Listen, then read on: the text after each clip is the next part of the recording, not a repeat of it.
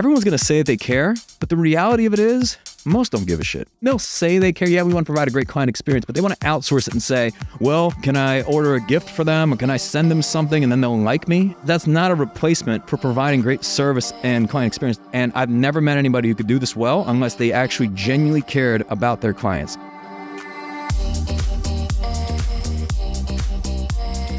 I'm Michael Mogill, founder and CEO of Crisp, the nation's #1 law firm growth company. I've built my business through practice, not theory. Crisp started with just $500 to my name and has grown to over 8 figures in revenue over the last few years, earning a spot on the Inc. 500 list of the fastest growing private companies in America. Our approach has been to take everything we've learned about generating massive growth within our own organization and help the country's most ambitious and committed law firm owners do the same for theirs. In each episode of this podcast, I sit down with innovative market leaders from the legal industry and beyond to learn from those who thrive in the face of adversity, challenge the status quo, and define what it means to be a true game changer. This is Emily, executive producer of the Game Changing Attorney podcast, and today we're flipping the script for a special edition episode to get Michael's take on how to create a culture of innovation and creativity, why sweating the small stuff can take your client's experience to the next level, and why settling for average is a dangerous move. Here's the thing about average. No one wants to be average, and yet do they start to change their habits? Because if you are working like everybody else, if you are approaching things like everybody else, if you are following the herd, consuming the same information like everybody else, well, then you're going to get everybody else's results. And I've seen people that have 6-figure habits and want 7-figure results. That's coming up on the Game Changing Attorney podcast.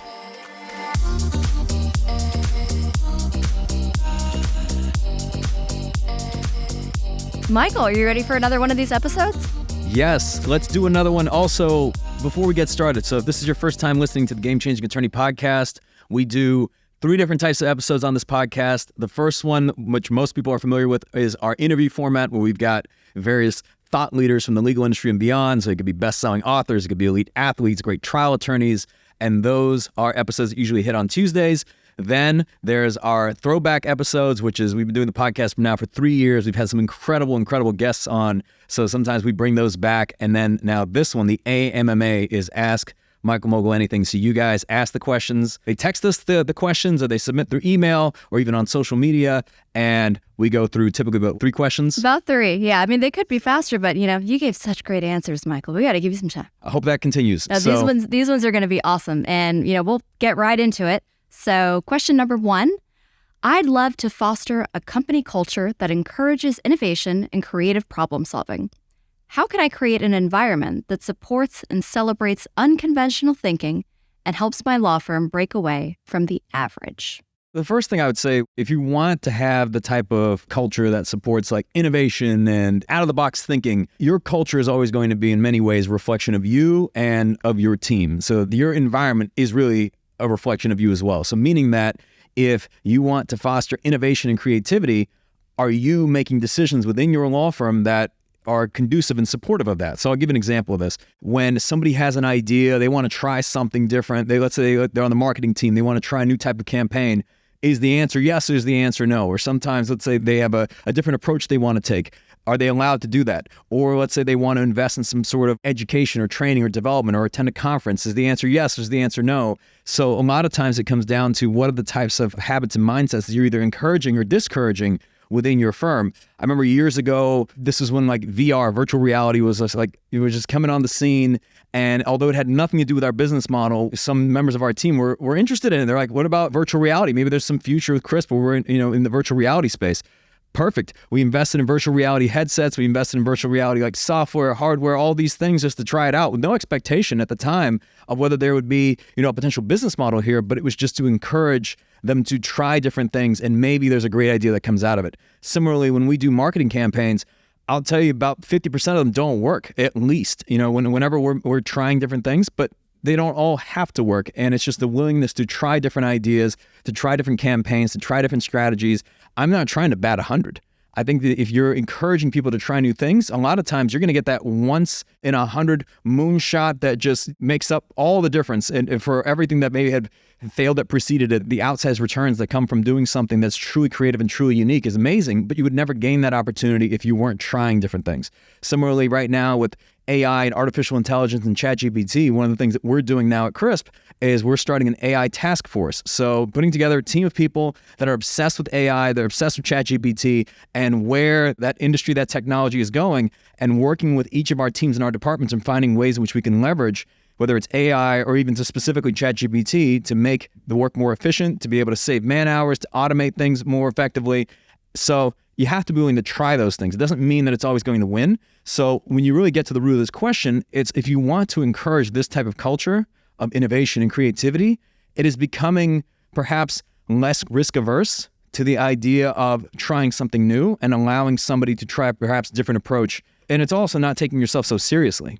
So if you're trying to bat 100, you're not going to allow for wiggle room or any sort of like innovation and creativity, because a lot of times many ideas don't work out. Many ideas are not effective. I think it also comes back to within your organization, how do people treat failure? How do they treat basically something not working out? Are they afraid to fail? Because if they're afraid to fail, then they're not going to try something new. So it's creating a culture where you're almost encouraging failure, or you're encouraging making attempts and saying, that's great. We've just found 10 more ways that don't work. That gets us closer. So now we approach, when we're trying something new, we call it more like research, right? R&D, research and development. I don't look at it as, oh, this has to be successful. I say, hey, this is going to give us data back, at least especially when we're like starting a campaign. We may invest, let's say, a small amount of budget of saying, hey, this is just R&D money. That's money that, we write off entirely. I say, look, I have no expectation from this at all. This is just to get data back to inform future campaigns. And now someone can try it out. They can try a new platform. They can try a new medium. They can try a new strategy, a new approach, without having to be right.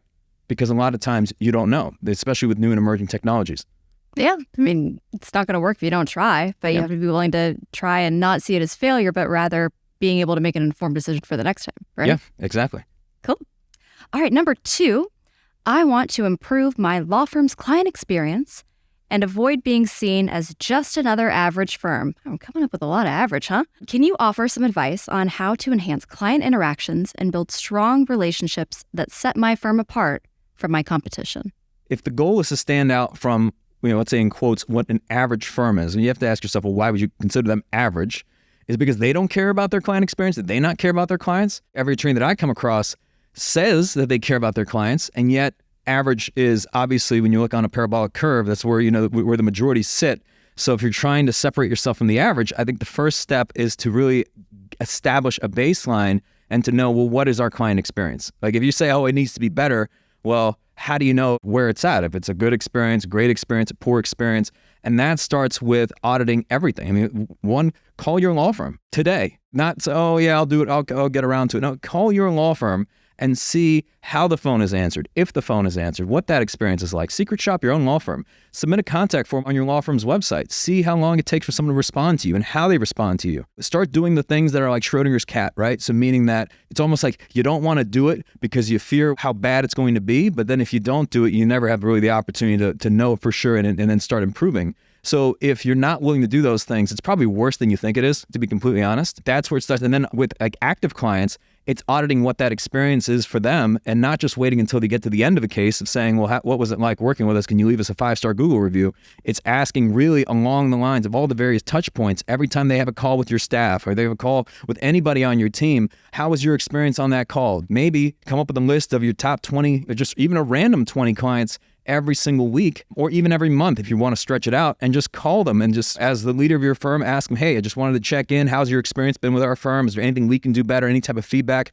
1, it's probably going to mean the world to them. 2, you're going to get a lot of very valuable insights. And the worst time, I think, to ask someone what their experience is like is really at the end of an engagement. The best time is, even if it's a poor experience, is while they're still working with you, because now you have an opportunity to improve upon that experience. And then, of course, you can do all the other things like, their birthdays, you send birthday cards. And we've had guests on the podcast talk about things that they do for client experience. They'll send client gifts and they'll send them newsletters. They'll send them mailers. They'll do like special touch points on significant events for them, on like their wedding anniversaries, and then things like that, their kids' birthdays. Because the more you know about your clients, the more that you can make these special moments for them. But I think all that stuff is supplemental to getting the foundational aspects right, which is really, how are your phones answered? How are people responded to? How are updates communicated? And a lot of times we get so distanced from this that we don't really inspect our process or really fail to understand what that experience is like for a client of asking them, well, how frequently do we update our clients? And then when we do update them, how are we updating them? Is it a phone call? Is it a text message? Is it an email? Has that been helpful to them? Has it been beneficial? What kind of impact has it made? Have we gotten any feedback on it at all? And if you can get obsessed in this way, because everyone's going to say that they care, but the reality of it is most don't give a shit. They really don't. I mean, they'll say they care. Yeah, we want to provide a great client experience, but they want to outsource that client experience. Let's be real, right? This is kind of a real podcast. They want to outsource it and say, well, can I order a gift for them, or can I send them something and then they'll like me? That's not a replacement for providing great service and client experience. Those are just supplemental things. Those things work well when you're already providing a great experience. It's like the cherry on top. But the reality of it is like you got to check yourself first. And I've never met anybody who could do this well unless they actually genuinely cared about their clients. And genuinely caring means that you are obsessed. You know me, I will randomly submit a form. I will randomly go on the website and start chatting on the Crisp website. I will randomly start doing these things. And it's one, because I'm a pain in the ass, but two, because I genuinely care about that experience. And I know that if I'm not checking it, maybe somebody else is, but I need to know for sure. So you have to be almost like a pain in the butt in your own law firm. And that to me would tell me that you care, not just simply saying, oh yeah, I care, I want to make this experience better. If you really cared, you would get obsessed with it and start looking at every single touch point, put yourself through that process, and then make sure that's satisfactory to you. I mean, check everything. Check the way, if you guys mail out a gift to the client, I've asked this on the team. I'm like, send it to me. I want to see, what does the box look like?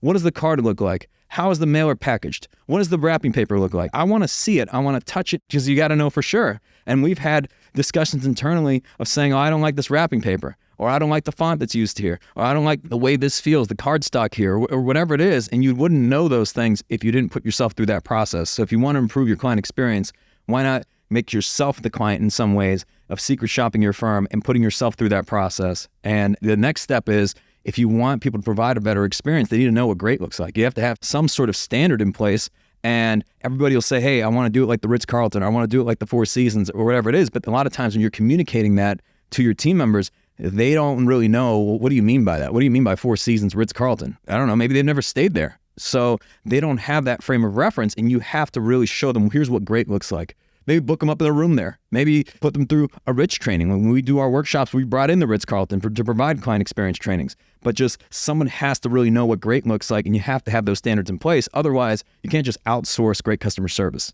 And I can absolutely attest to you checking everything. There's a section of the warehouse where we have a box, like a Michael Mogill approved box of every single mailer that we've sent out. And then we'll also look back at them, like which ones were really great, and we can use those things for next time. But yeah, I mean, even we get a lot of feedback on our shirts. People like the shirts. Mm-hmm. But what they don't know is sometimes we'll go through 6, 7, 8, 9, 10 revisions of the shirt where I'm like, I'm going to screen print this thing. I want to wear it. I want to feel it. I want to feel the fabric. I want to see what the colors look like on it. Is the silver, is this going to have this type of sheen to it? And we'll go through revision upon revision upon revision. And they're like, oh yeah, can't you outsource this to someone? Maybe, you can. But then if it's your brand and it's your firm and you say you care, well, maybe you should inspect it. Would you rather send out 5,000 shirts that were just a little bit off, or take the time to go through 10 different shirts to get them absolutely right? That's what we do. All right, number 3, I've grown a lot since joining Crisp and focusing on growing my business. The next big problem is that as I grow, I take on fewer cases. But my clients want me. They always ask for me, me, me. How do I get them to see that my firm can be valuable for them even without me as the attorney leading their case?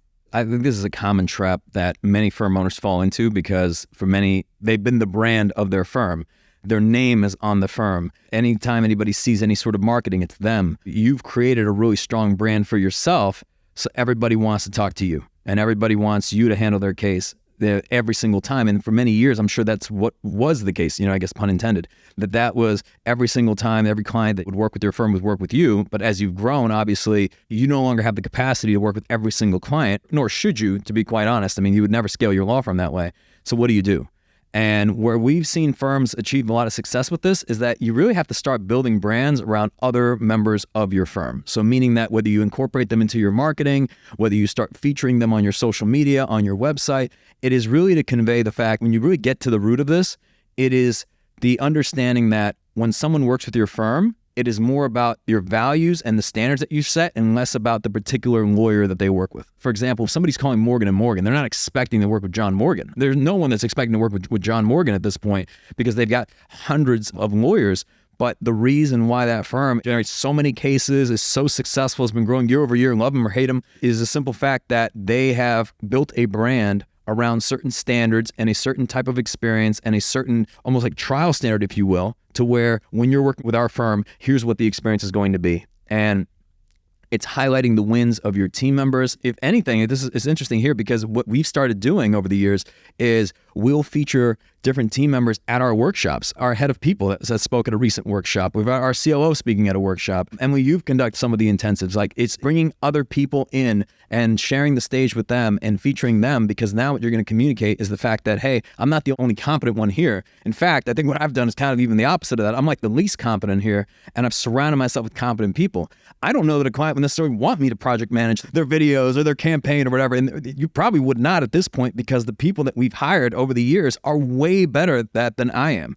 They're way better. They're way more patient. They're way more skilled. The people that are editing your videos are way better than I ever was at filming and editing videos. Like, you would want them. Why would you want me? So it's just recognizing that, like, when you work with your organization and being able to have this type of messaging, here are our standards, here are our values, here's our team, and highlighting them more and giving them more attention. And then when people reach out and there's no longer the expectation that they're going to work with you. In fact, why would they even care, right? They don't necessarily have to work with you. They're reaching out to your firm because they want to work with your firm. But that takes time. And I believe that it starts by starting to feature other people and to share the spotlight and the stage with them. So don't be afraid of that. I don't necessarily think there's anything wrong with it. But otherwise, if you don't do these things, someone's going to listen to this and they're going to go, well, if I share the stage with them or I start featuring them and then they leave me, right? Then I've just invested all this money into this person that's no longer going to be with the firm. Well, you don't have to do anything. You can stay stuck and make yourself the bottleneck of your entire law firm by just being the key point person and not featuring anybody else. But if your goal is to scale and to have people reaching out to your firm, not wanting to specifically just work with you, but just wanting to work with your firm, well, then you've got to be able to start marketing other people and presenting other people. And also the way you talk about your team members is really important, because whenever a phone is answered or whenever your staff is working or they're communicating something to a lawyer, it's always building them up, of saying, like, our team of all-stars, our team of senior litigators, our phenomenal intake staff. Every time you're talking about someone, you should be building them up. Because then even the way you talk about them, it's not just like our lawyers or whatever it is. It's like really build them up in a way where the way that you're speaking about them is helping to build just their expert status and their level of authority. And that's going to help build trust with your clients. So that's the way to do it. It's not easy. It takes time. But if your goal is to scale beyond you, that's what you got to do. That's what you got to do. Well, that's 3 questions, 3 answers. Michael, these were good ones. The last thing I'll say on this, a lot of these questions are interesting. People kept mentioning average this, average that. No one wants to be average, which is great. Average is the enemy. I love that. Obviously, it was a big theme of our conference this past November. But here's the thing about average. No one wants to be average, and yet do they start to change their habits? Because if you are working like everybody else, if you are approaching things like everybody else, if you are following the herd, consuming the same information like everybody else, well, then you're going to get everybody else's results. And I've seen people that have 6-figure habits and want 7-figure results. So again, I know we mention this every time we do an AMMA, but it's really auditing your habits of, okay, are you doing the things that average people do? Is your life the exact same? Hey, you know what? I ate it Monday through Friday. I kind of go through motions, and then like Saturday and Sunday I get drunk, and then I, whatever, and then I get the Sunday scaries, and then I roll in on Monday. Is that it every week for you? Well, then you look around your results and you're like, why am I not making any headway? And it's because you're doing the things that everybody else is doing. And one of the worst things that's ever been perpetuated, I think, in recent history is this idea of just balance.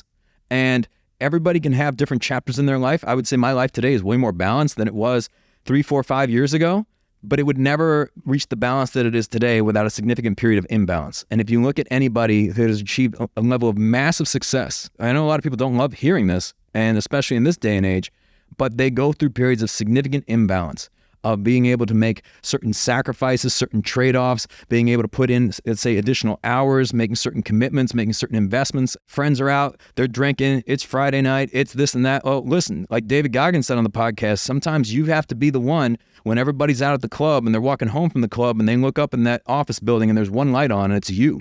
And they're saying, man, what a savage exists up there. But that's the person who decided they didn't want to be average.